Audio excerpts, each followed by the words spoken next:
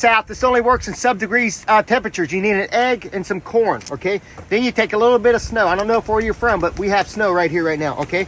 Then you're gonna place it in here like this, and then you're just gonna keep on shaking, all right? Now, the snow goes down, and it'll actually freeze the corn, believe it or not, okay? But if you shake it enough, you can get that egg. Woo! Did it work? Wait, it went down a little bit. Here it is, look. Here it is, it worked. Look at this. It turned it into a squishy egg.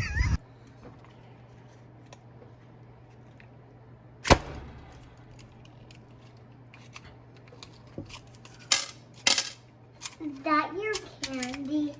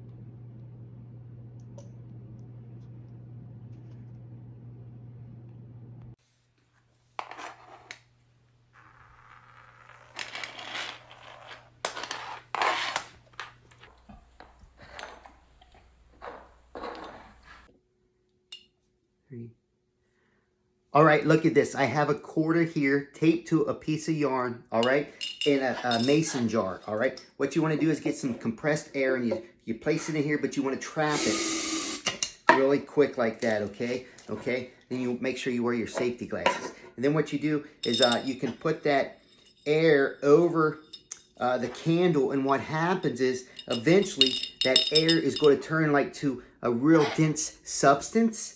And you see it makes anything inside there, even a quarter, look at that, float just like that. Isn't that crazy? Now, this is really cool. This is the best part I really like. When you take it out,